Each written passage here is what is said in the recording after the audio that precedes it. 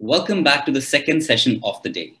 On behalf of Namita Gokhale, William Dalrymple, Sanjoy Roy, and all my colleagues at JLF Colorado, Teamwork Arts, and Boulder Public Library, we welcome you to this session of JLF Colorado 2021 Virtual Festival. Appleseed, Matt Bell in conversation with Laird Hunt. Matt Bell's book, Appleseed, weaves together myth, science, fiction, and climate change. It's a meditation on America's settler-colonial folklore and humankind's perilous relationship of exploitation with planet Earth, bringing together characters spread across time and space.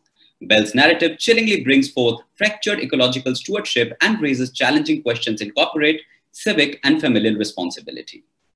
In conversation with Laird Hunt, he takes a deep dive into this complex universe, which gives us a terrifying glimpse into our future. Introducing our speakers for this session, Matt Bell. Matt Bell's latest novel, Appleseed, was published by Custom House in July 2021. His craft book, Refuse to Be Done, a guide to novel writing, rewriting, and revision, will follow in March 2022 from Soho Press. A native of Michigan, he teaches creative writing at Arizona State University. Laird Hunt is the author of 9 novels, a collection of stories, and 2 book-length translations from the French. A former United Nations press officer, he taught for many years in the creative writing PhD program at the University of Denver before joining the literary arts program at Brown University. His latest book, Zori, is a finalist for the National Book Award for Fiction. Do follow our social media handles to get notifications on the upcoming sessions. In these difficult times, we have struggled to bring you JLF Colorado 2021 without charging any registration fee.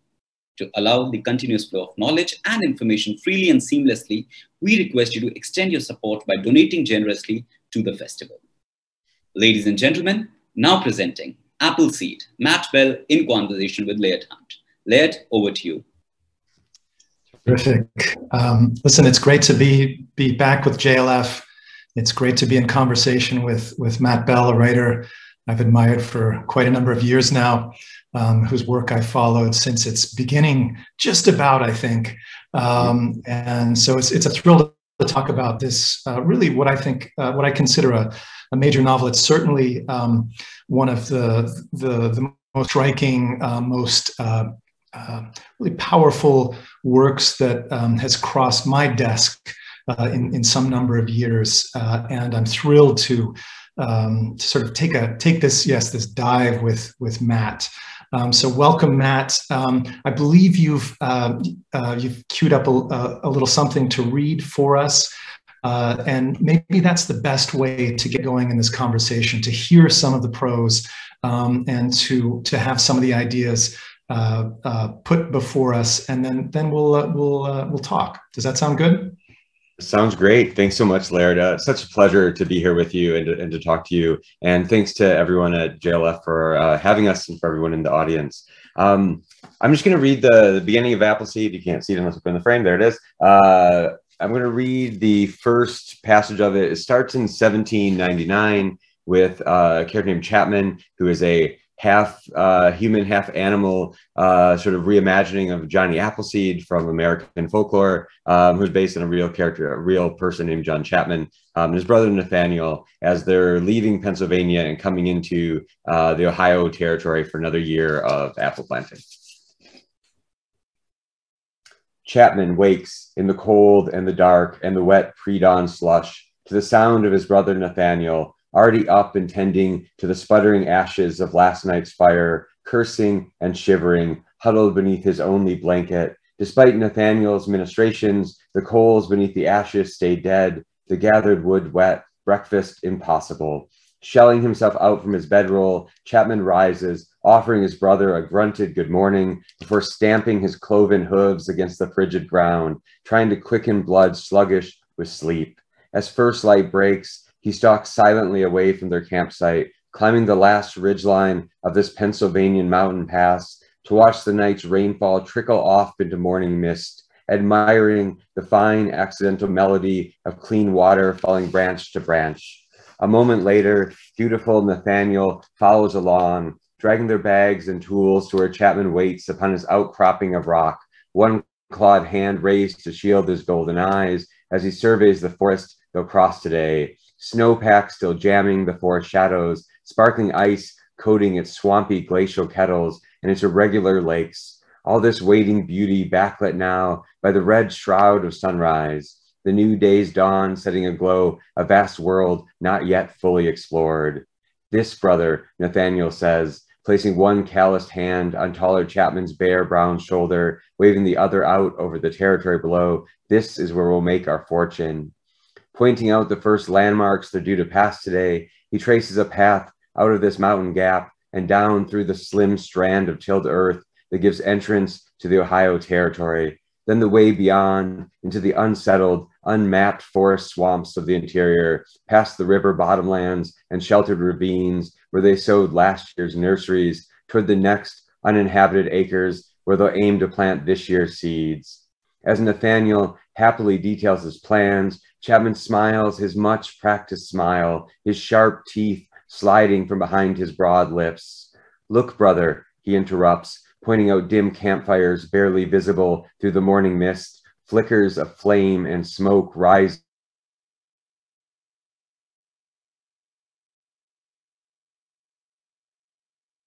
deeper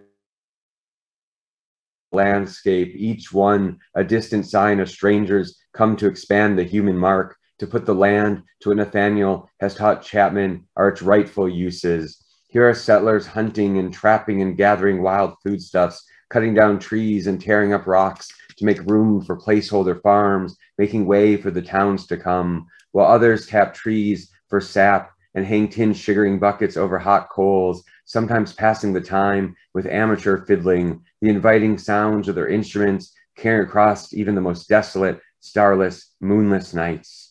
Together, the brothers measure again the increasingly believable potential of this territory, its wilderness cleared by war, then emptied by treaty. As he has at the start of every year's journey, Nathaniel tells Chapman again how this taken land can now be brought to heel by industrious men, how by many hands the foundations of a new civilization will be laid here, the land year by year made ready for the coming of more people, until one day the uncultivated earth gives way to what he says will surely be the grandest of cities, each graced by the tallest buildings and the widest avenues, all populated by an endless parade of hardy settlers, planting horizon-busting fields of wind-tilted golden grain, harvesting fruitful orchards planted by these two forward-thinking brothers. Nathaniel and Chapman and these others gather around their distant fires are only the first to come, he says. Even if our industries should fail entirely, Nathaniel concludes, surely we will not be the last. Nathaniel has said this for 10 years now, the same lines recited from the same mountain pass at the outset of each year's venture. It's time to go, Chapman says, suddenly impatient with his brother's story. He ties his bedroll and his tools over one bare shoulder, slings his leathern seed bag around the other. The morning air is chilled and damp, but the bark of his skin keeps him warm enough that even in winter he wears no shirt or coat, only a pair of trousers off above his inhuman knees. He dusts the last of the night's frost from his flanks, then whinnies lowly, stretching tall to rub the smooth shells of his curved horns with his clawed hands, first his broken horn and then his intact twin, for luck. Nathaniel laughs, then mimics his brother's superstitions, rubbing his own bare temples, where just recently a few gray hairs have started creeping through the brown. Meet you at the river, Nathaniel teases, sidestepping onto the narrow trace path leading down the ridgeline. If you can catch me. He rushes to build his slim head start, but his advantage doesn't last long. A moment later, Chapman surges past him to drop down the steep plunge of the mountainside, his hooves sliding precariously on loose scree as he picks up speed, the joy of moving fast filling him from the inside out, his fur standing on end, his heart leaping with happy effort. He quickens his pace with every step until a barking cry rips free of him, the sound of his voice, foreign enough to this territory, and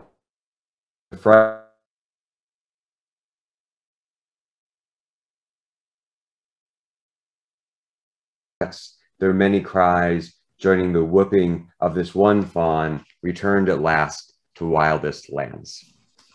Many thanks for that, Matt. It's a beautiful start to the novel, and sort of opens up all kinds of avenues of inquiry, it seems to me. So much work gets done in that opening, which is not always the case. One thing that I was struck by was that words sort of in passing, forward thinking, right? I mean, this is a novel, Appleseed, about vision. There's the vision that we have, these two brothers. It's sort of Nathaniel's vision. Chapman is going along with, Chapman is helping with planting, transforming this landscape, planting the famous apples, right? And then in the second strand of the novel, there's another kind of vision, right? Things are not going so well. We're in a near future, our near future, and there's a mega corporation that is running the show, that is dominating. And this mega corporation has its own vision. And then in the third strand of the novel, we're in an icy future, right? Some say the world will end in fire. Some say in ice. Things seem to have ended in ice. And here we have a kind of glimpse of where this vision leads us. And so I'm curious, wonder if you would talk a little bit about this idea of vision. You're not raising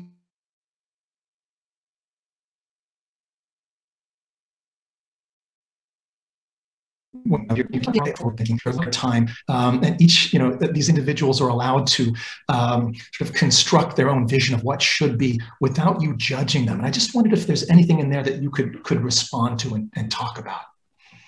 Yeah, Laird, thanks so much. I really appreciate that sort of framing of the book and some of those ideas. It felt really, and I guess one of the things I think about in my own life is like there's things in the world that you find objectionable, but that you were sort of born into, and it's hard to, there's a story being told by your culture, society, your family, and you're born into that story, and so you accept it at first, and then you start seeing maybe the edges of it, or you see the things that the good and the bad it does in the world, and you maybe want out of it, you want to turn it, or you want to do something else. But I think it's very hard to just step out of that story, and so I think part of this was in each storyline, to me, the characters are trying to do, they're trying to make the world a better place in the story they're being told, and then they're coming up against its sort of barriers or its edges. As Nathaniel and Chapman continue to sort of be part of the transformation of the Midwest, in Ohio, and then later in Indiana, they're immediately come up against environmental ruin, even in the 1800s, right? I think one of the things that shocked me that I learned when I was writing this book was like by the Civil War, they were restocking deer in Ohio because they'd hunted all the deer, and they're restocking fish in the Great Lakes before the Civil War, in 1850. And that this sort of exhaustion of the natural world had already happened in, the Midwest, which feels like it has so much natural resources now, but they're a little, it does, but they're restocked. And then I think in the near future, people, it's 70 years about in the future from us, so like, 2090s or something. And it's late climate change in the US, and things have broken down in certain ways. And it's like, what do you do in that situation? Where do you find like a path forward?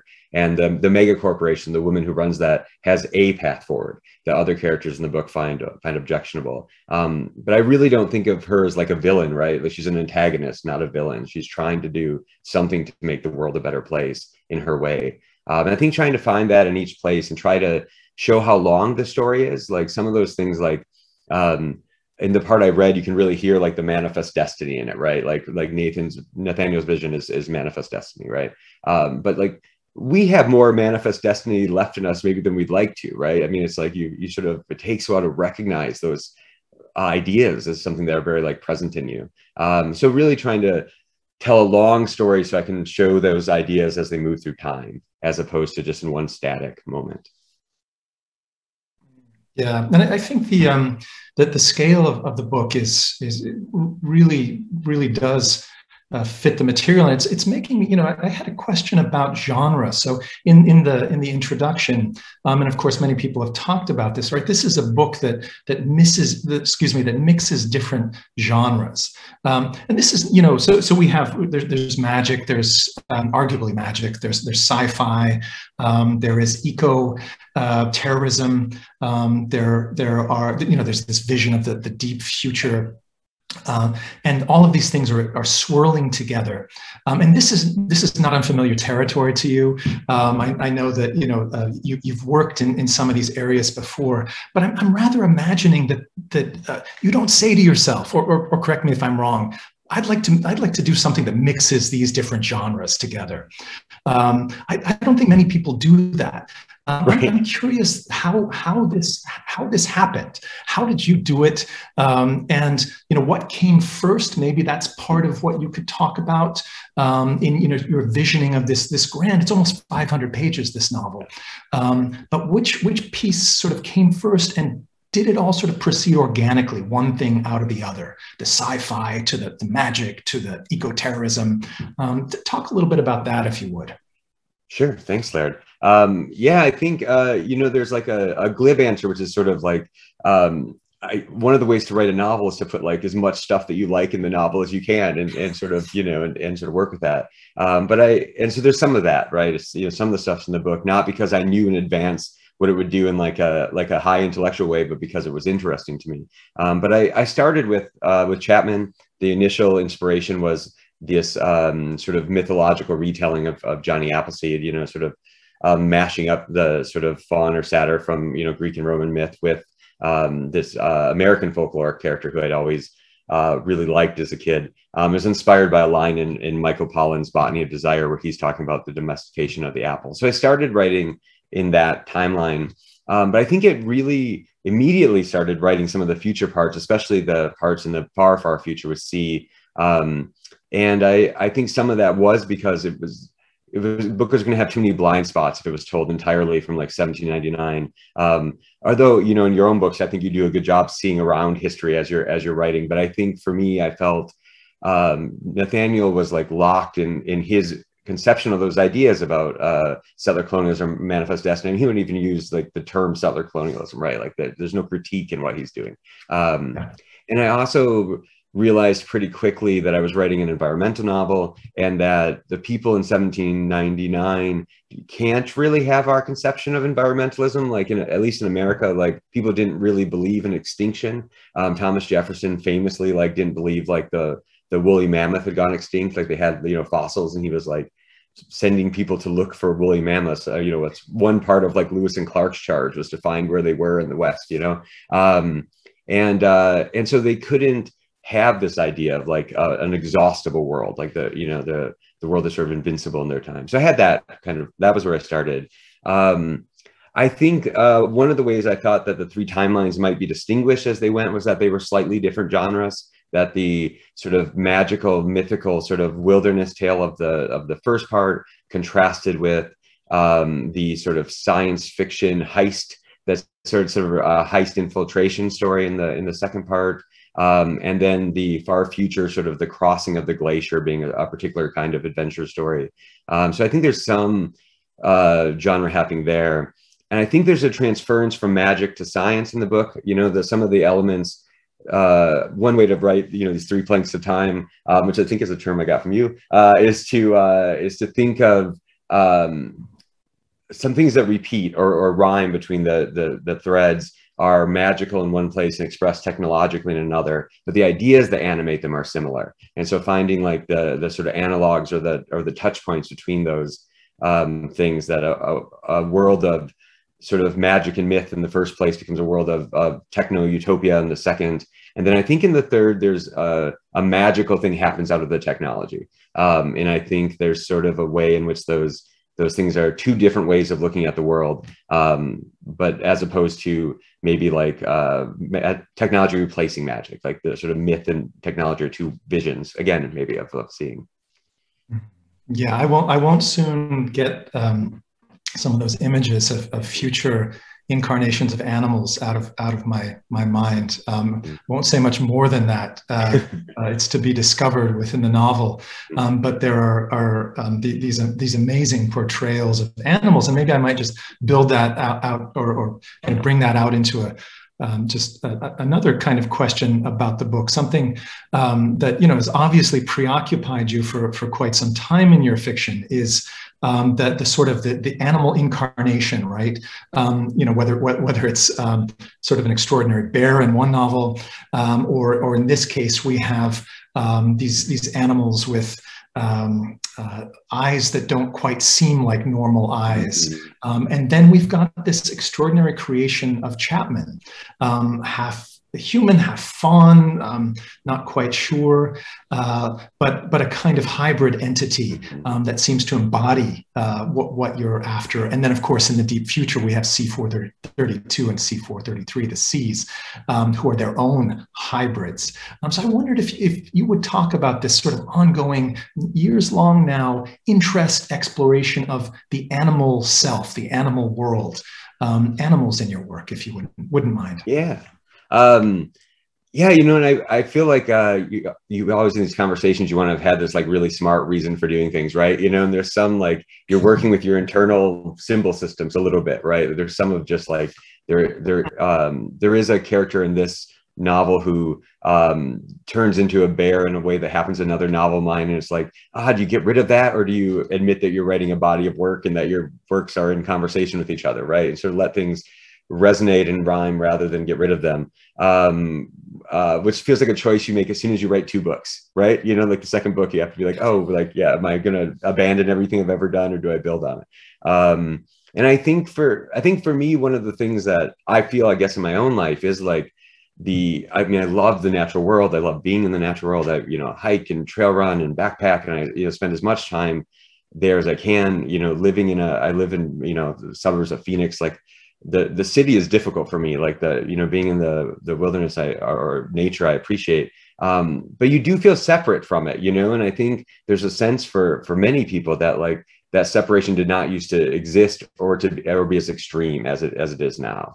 And I think there's a longing in this novel for that separation to vanish or to go down. And Chapman has access to the human world and the animal world or the plant world because of his nature. John in the time closest to ours, I think, is just in like grief mode all the time for his separation from the sort of natural and the loss of the natural. And I think, you can go spend time in nature, but it doesn't make you part of it for most of us, and I think, we are part of it, but also you feel like whatever we've done as a culture, as a civilization, as what we've built out of the environment, or what we've made the world more human than it would have been otherwise. I think we can feel that there is something, I don't know what the word is. The ex-Catholic in me always wants to say like sin, I think I would try not to use that mostly, but there is like somehow that separation from the world around us, or believing that we're separate, is part of our sort of root story. That's, even when you know better, is very hard to abandon. And I think that sort of want for the animal, or the admiration of the animal, is part of that. While I was writing this novel, I thought a lot about encounters I've had with wild animals. And I think using encounter really specifically, that feeling of where you're meeting something other in the world, and it's not for you, and it's not about you, and you feel that sort of the world that isn't centered around you or your experience or your kind. And that doesn't always happen in like a field of like farm animals or something, which are for people, like those animals do exist because of our desires. And I think so. I think in the book, I use the term self-willed sometimes for like the natural world, like something that exists only for itself. Feels admirable to me. It's hard as a person to exist only for yourself, or for your own wants, so much of what we do is also driven by other people's desires. I don't know. So I think it's all sort of in the mix. And then I think in this book also, it was really important to me that the natural world be a source of wonder in every storyline. So like, no matter how diminished the future is, that what is there would be beautiful and a source of wonder, as it is in our world. There's plenty of natural wonder in my suburban neighborhood, even though it's not the farthest thing from the natural world. There's still wildlife here, and there's still wonder in the sort of natural world. And so really trying to make sure that the like world was that in every storyline, no matter what was happening in it. I really felt that in reading it. I felt a kind of deep acknowledgement of that wonder in the sentences, and in the different sections. And I like that. I hadn't quite thought of it, that of course, even in the sort of ice destroyed world, there is an extraordinary manifestation of an aspect of nature, of the natural world, that can't be overlooked. And there's as a matter of fact, as I think of it now, some of the most beautiful passages are that sort of running over the ice, and spelunking into caverns, and I could sort of feel it. And I just wanted to say that I could feel that trail runner in you. Matt mentioned in passing that he does a bit of trail running. I don't think this is not a bit of trail running that you do. I follow you on Instagram. I know that this is a serious endeavor. And as a matter of fact, I was walking down a street in Los Angeles once, and Matt Bell went sort of charging by me in the context of some long distance race he decided to do along the way. And we're getting to, pretty soon we'll have a chance for audience questions. But I'm wondering, the writer Haruki Murakami is a serious runner and a serious fiction writer. I'm curious how your running plays into that sort of, you talked about going out into nature, how that trail running part of you is feeding the fiction, and maybe feeding this fiction, how it worked. Were you thinking through long passages? Were you giving yourself problems to solve about the novel as you run? Do you work that way? Maybe I'm completely off track here, but I have to evoke the fact that there's a very serious runner in front of us right here. Sure. Yeah, thanks. And I've only been running for 7 or 8 years, so it's a sort of recent addition to my life. And it does feel like the mental habits of being a novelist turned out to be the mental habits of like a long distance runner in some ways, even like training for, a marathon or something with like a 16-week plan. You do all this like daily small work, the sort of 3 miles you run this day and the 7 miles you run that day add up to this one public thing that other people can sort of see that looks like you did it sort of like all at once. Like the book looks like you just sort of did it. It's made out of these like incredibly small tasks, like the work is so small. I do think, yeah, Chapman runs over the landscape in the book because I run over the landscape. I don't think if I wasn't trail running, he wouldn't exist in this way. Even the Michael Pollan book that spurred the book I was listening to while running, right? So like there is sort of, the book was conceived on the run in a certain way. I don't think I set out to think about writing when I run, but I think I inevitably do, in the same way that any place you can get to sort of outside of yourself or sort of a stiller sort of mind is conducive to running. I listen to a lot of audiobooks when I run, including when I run on the trail sometimes. And one of the maybe curious things is the parts of the book get stuck to the landscape.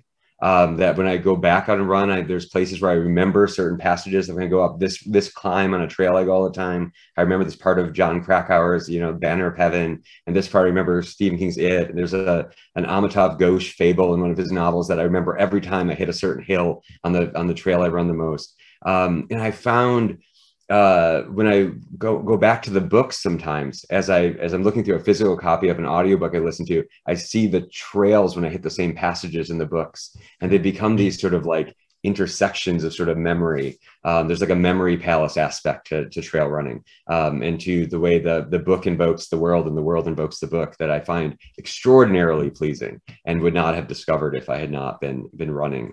It feels like a very natural way for story to work, to sort of be attached to landscape in a certain way. I love it. It makes me want to go out and run, but I have bad days. The next time we do this, we'll just do it jogging. It'll be good. That's right. Let's do it jogging. See how that works. I want to ask you a question, and I'm sure there'll be additional questions, of course, directly about Appleseed. But I wanted to ask a question about something that has struck me about you and your work now for these years that I've been aware of it. So you're writing fascinating, striking, powerful works of fiction.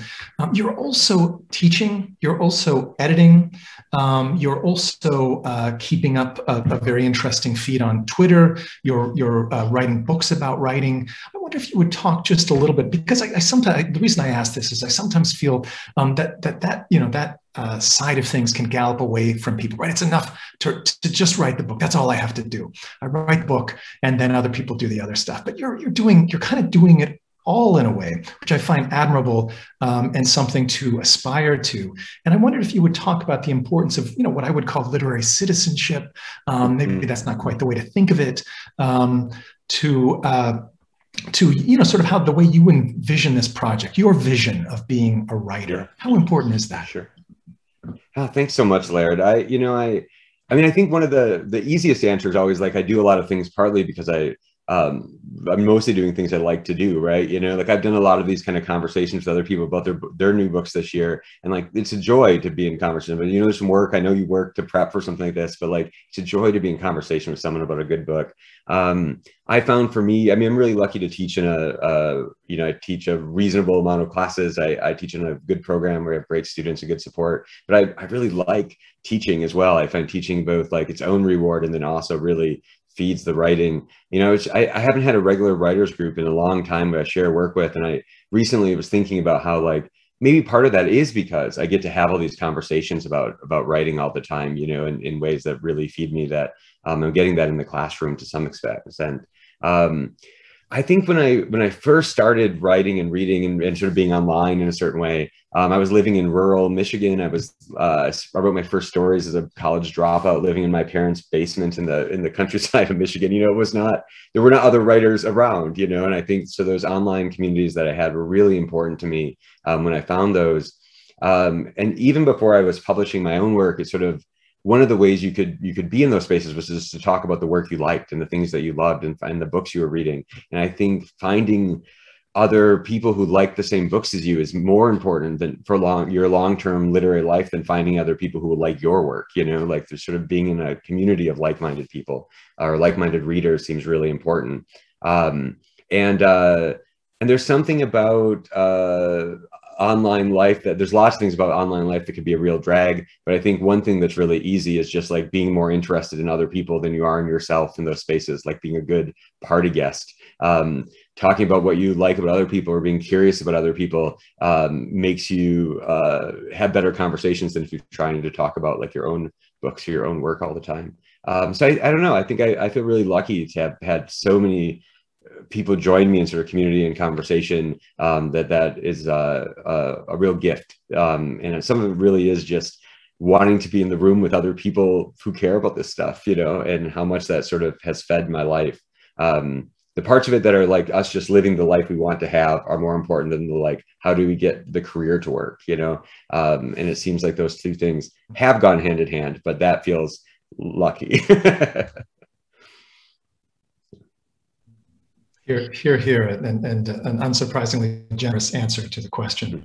It's good to hear that. We've got some questions coming in. Are you up for fielding some questions from? Yeah, let's do it. From the audience. Many thanks to you. And if there are other questions from you out there listening, please send them to us. And so I'll read one. Emma asks, fiction has the capacity to shift real world behaviors and belief systems. To that end, could you please share any particular concepts or even paradigms that you aim to communicate with your book? Yeah, thank you, Emma. That's a great question.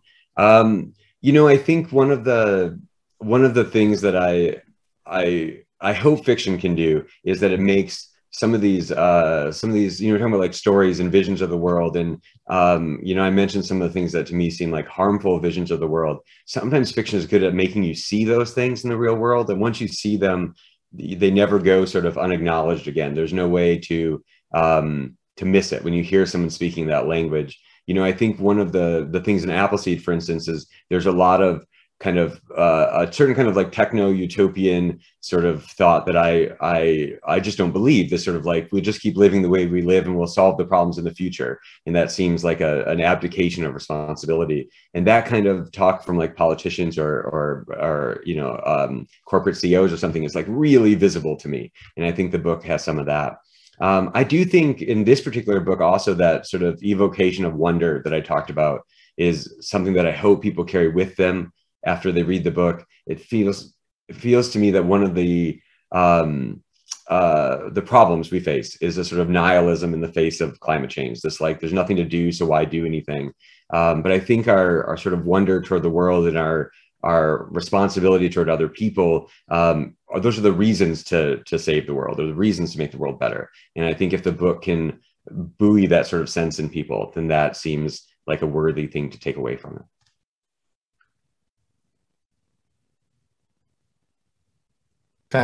Fabulous. Thank you. Got another question here.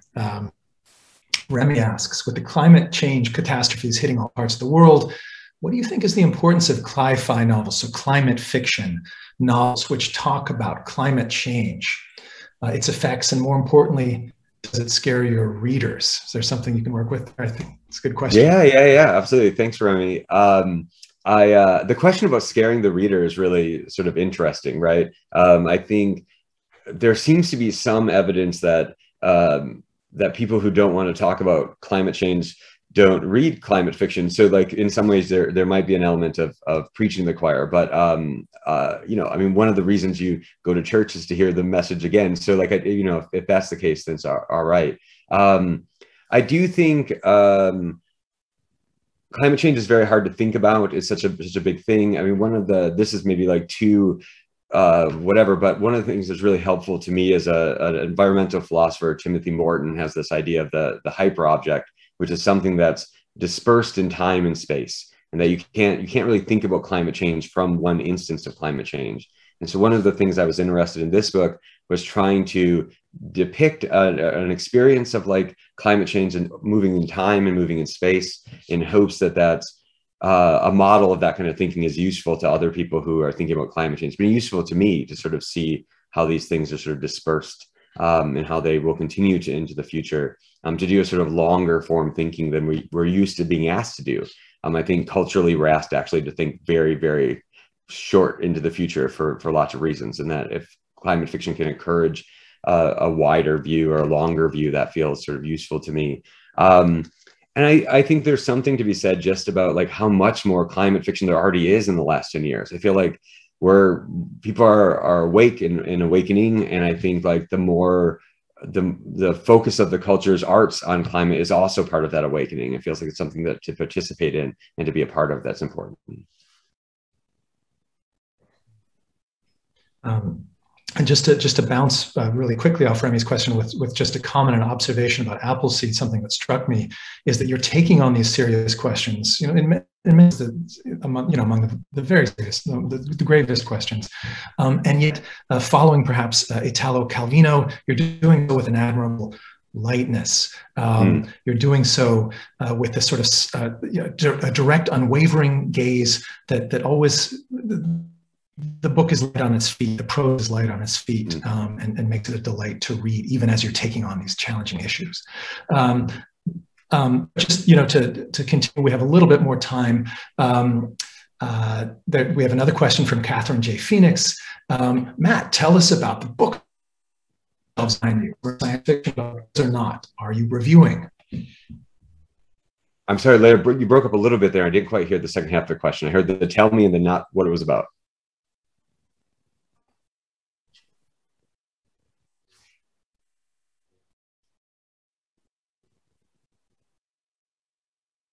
Lost Laird maybe for a second, and I didn't quite hear the question, so I apologize. Oh, there you are, Laird. Sorry. Can you hear me now? Yeah, and I have to apologize to everyone. I'm actually coming from Athens, Greece, and doing my best with this internet connection. We're almost to the finish line. The question was about the books on the shelf behind you. What are they? And are you reviewing books right now? Yeah. Absolutely. Thanks. The books behind me are mostly newish sort of releases that have come out. I've sort of been using them as my Zoom background as I've been teaching and speaking on Zoom. Partly I mean, partly because they're beautiful and they're writers I admire, and it's nice to have them accompanied. This is my home office, so this is the back corner of my home office. And then partly for like a slightly embarrassing reason, which is that when we moved into this house, in an effort at humility as an artist, I shelved all my own books in the lowest shelves of the back corner of my home office, which happens to be here. And so when I started teaching and speaking on Zoom a lot, I was just like, had all these rows of my own unsold books behind me, and it wasn't the it was a kind of a weird background. So in some ways, the books are covering that up. But there are a lot of writers I really, really love behind me, and books I'm excited to read. I know we're coming toward the end of our session, and I'll say that, you know, you can see Appleseed behind me, and next to it, Laird's Zori, which is phenomenal. And I hope people will read that as well. You know, I know the focus here was on Appleseed, which I appreciate Laird giving us time, but like his books are incredible. And I hope if you haven't read them, Zori is a great place to start, but they're so exciting. And I'm so excited for your being a National Book Award finalist this year, Laird. So congratulations on that. Thanks for that pivot. It's just been a thrill to celebrate your novel and to spend a little bit of time in conversation. I'm looking forward to more in the future, and I'll be looking out for your next endeavor. Thank you. With huge thanks, and thanks to JLF for hosting this event. It's been a real pleasure. And take care, Matt. Thank you, Laird. Thank you, everyone, for being here, and thanks to the festival for having us. Thank you, Matt and Laird, for a wonderfully insightful conversation. Matt, we wish you all the best and hope you sell a zillion copies of Appleseed. And Laird, thank you so much for steering the conversation so well. And once again, many congratulations on Zori being a finalist for the National Book Award for Fiction. Many congratulations. And thank you both for being part of JLF Colorado 2021. We wish and we hope that in next year, we are able to receive you in person in Colorado at the Boulder Public Library for the festival. Thank you all, you wonderful people, for watching and being a great audience. We encourage you to buy the books of our speakers that are available at the Boulder Bookstore. If you like the session, do consider supporting us through the Support JLF option button on the right-hand side of your screen. The support is greatly appreciated. Once again, we'd like to thank all our official partners, donors, supporters, patrons, and friends of the festival. We hope you all enjoy these conversations and will tune back in for a next session, Walking Kabul. Christian. In conversation with Pragya Tiwari, which is at 11 p.m. Mountain Time, 12 p.m. Central Time, 1 p.m. Eastern Time, and 10:30 p.m. Indian Standard Time. Thank you once again, and now presenting a reading from the JLF Writers Short Series by Anne Waldman, All Rainbows. Enjoy.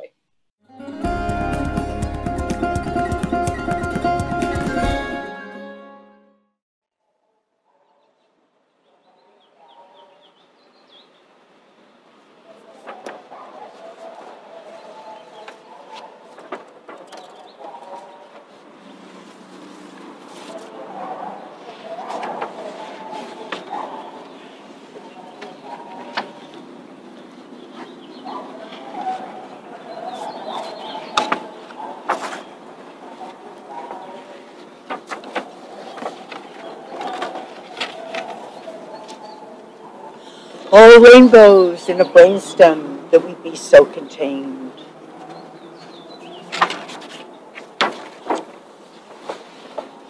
Night haze, love across walls is fable. It tugs, is oracular. Her color at hand for migrant. To save the world is spiral of shell, trying to climb out of phantasmagorical visionary space. Silence and tell you about it. It tugs, can you see a nautilus, a maze, a scream in a little abode, the cell seated in an empty playground, something tugging at ear to break in red, concede, ne'er succeed, waking to alterity.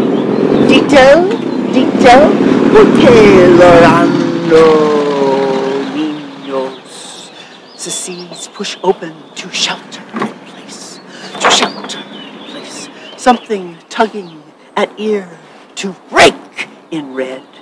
All rainbows in a brainstem, see your wide pearly aura at the end of a brush. A glee of whiteness surrounds paper that breathes out of the cage, a flash, splash of humans' deeper tone. Muzzle, no pagan, a passage, writes as in erotics. Look up! Look up! Look up! Look up! No, pasaran! Look, a nest, no libation there. It's the razor wire, what's making me power my dream. We are in retreat in mauve, in rust. We are in retreat in forces of quietude, quietude, quarantines, quietude. Advance, turn in an urn, in a city. What little becomes mass, becomes camouflage in ashes, ashes, ancestors. We sleep standing up in a system calibrated to fail. Archive of soft, unsegmented bodies. Rest here, sweet Titan. No spine in hierarchy. 3 million off food stamps. Then a not kind way to hit ankles at borders. Soldiers allowed to shoot unarmed protesters in Palestine. Palestine. Soldiers allowed to shoot unarmed protesters in Palestine. In Palestine, going backwards in the spiral, going backward in the spiral, going backward in the spiral, wrinkle at beam, or conjure a corner, bathe in light, going backward in heart, back a step, when you were alone, and the climate changes, at edge, spiders of room will succumb. How nerve got back at sleeve, her book trick, a blanket, a succulent, a robust attention, ere you grind the ink, remember the beauty of her line. Her face was contained out on a grid, with, across, with, among, with, about the crested landscape, a sacrifice studied, a surface studied, perhaps a kind of geomancy, ineluctable table distortion, or meteoric, that we be so contained, that we be so constrained in prophecy. 2 women in distant space descend with gentle words for the black eye summit, swarms of divination want to suspend death as you go and fly by. Hey, over there, over there, over there, across there. Are those witches? Are those witches? Face to the law in all sorrow, dressed down, flying off the page. What glue will we use? What will hold our mouths in lockdown until we speak? Speak here and speak. Our halves suspended, split in apocalypse. Face at window looking down, face at waist to bend a page. A butt, oh, down on luck. For weren't we a face again to mortify a brush stroke? Abolition, a face necessary when you need safety. Safety. Face as if in a dialogue. Face, a wrist turns and you stand tall. Face, a list. Face, insisting on sequester. Face, escape, but leaves me your voice. Artistic wrist for the vacant street. A wrist, an artist, feeding, feeling of inside to make a job of it. What will not be done? Donde vamos, solo in FaceTime, pity, mirror, 12-tone squares on a precipice, on a prejudice, 9 pages, 1 for each day. Artist is recognition, maybe brown, having finessed their refuge, and blueprints upon the relational canister. Once upon a captive, shook up all the dangerous pesticides, all the dangerous particles, and a wipe down, a wipe down, wipe it down, wipe it down, frames the sororial gathering lunation for the future. Anecdote, soft poet, just going to lie down, or just stepping up to heaven without a machine, or out on the streets again. People out on the streets again, once upon a scaffold above the watchtower. Oh, proclaim, oh, take a turn, human. there, over there, there, see the scattered tents. See the scattered tents? Sanity even more in demand, and the hare and the bull reverse species. Hair will blow holes into all being. And I went to wash at the shore, and I went to wash at the sea. And then I, a hen was lost. I, a bird, untimely died. And the Kalevala speaks, incarnation of color. Take flight, measure right away. War, protest in Poesis, all girls under surveillance. How? Hace que me hierva la sangre. Repeat this, report this. Novel, I can't write it yet. Who would believe our captivity narratives? The mirage, the surround of the surreal breaks, rock of ages. Can't tell you how weird the time. Poem, I just can't tell you. I will paint you. I will paint you true. Backing and boxed up in a hue. Rage and beauty and quiescence and animals. I like them all. Maginot line, border with straight and strain of life. Supernal theaters, themes, and sketchiness and enclosures, and a triad and a rectangle, tasks for morning light, and I, a cumulus, down fortuitously, and I, a seraphim, in the coming out of I, eagle eye. Oh, save these people, oh, Madre de Dios, save these people. We can't, with a language like abutment. You queer my edge foursquare. Autonomy, the night again, observe, right at border, the present so close, but you're not allowed. Miles away, my creed, my sisters, jogging with all mankind, drowning with all mankind, splashed all surface, a warning, how slim chances became stressed. Our tone of life, our climactic ceases to be this. Staring past the wire, see the fires, which source let go nuclear, myth that posed from myself. You picturing this, do you? Do you picture this? Do you not go strange? What cloud or whale of cleavages? What wall of them, alone in the crevice? See her doing this in the dream, call it aloning.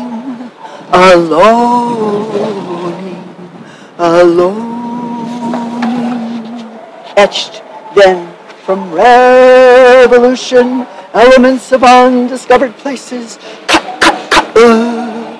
When I watered her, she seeded, needing muscle, shell, smoke, run from the heat, from the ice detention center, burns you in the Kali Yuga, economic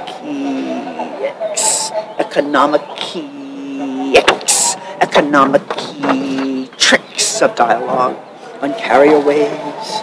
Need more kindness here, passage to interlocution, desires clavicles, carry hemp to North America, the long ago, the huddle in duration. A callus in a shell full of 1-2 pieces encloses the body.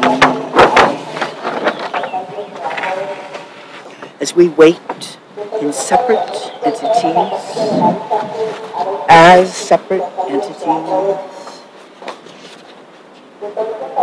light of protest, picks fights then, and Kappa squirts on a virtual motorcycle, won't go with the shadows as we wait, and stars and whole galaxies move away from Earth, red shifting.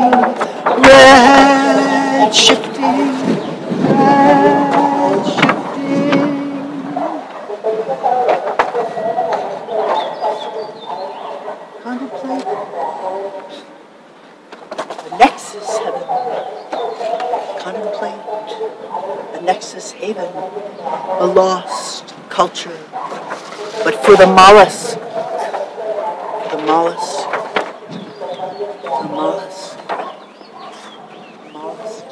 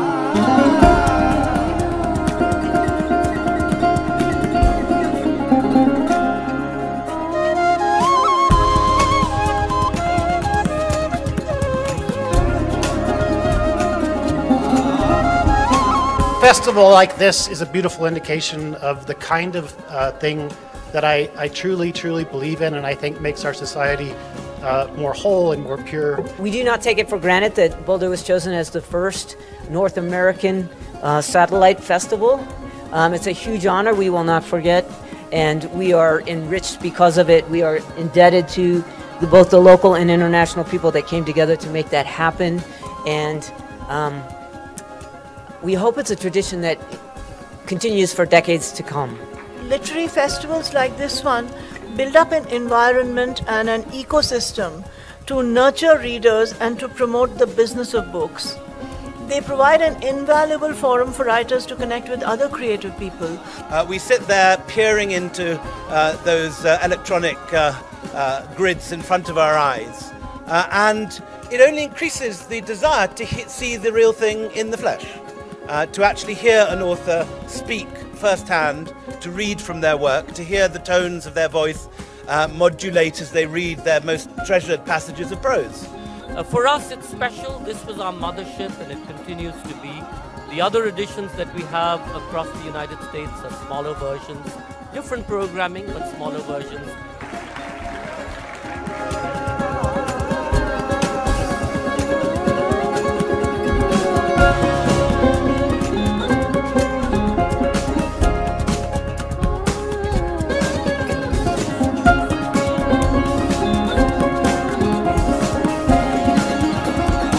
In a sense, to me, religion and art are the same thing.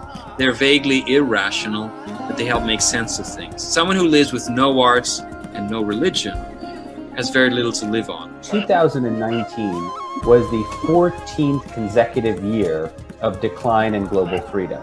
You have to think of viruses as intelligent machines, as code crackers. And like all living forms, they have to adapt to their environment. Imagination is a powerful tool. It doesn't matter which part of the world we are in our situation. Are we behind locked bars? Are we roaming freely, independent thought and process? Our imagination allows us to soar out of any present circumstances that we find ourselves in. And that really is the power of literature and the written word. It allows us to envision a better future. It allows us to consider our past and make sense of the present. Imagination is a tool to be able to free us from the binds and the constrictions that we find ourselves locked into. We can break free. We can soar through the universe. We can rise up into the darkened night like a firefly, illuminating the world. This is what JLF Boulder, Colorado hopes to bring you, something to fire your imagination.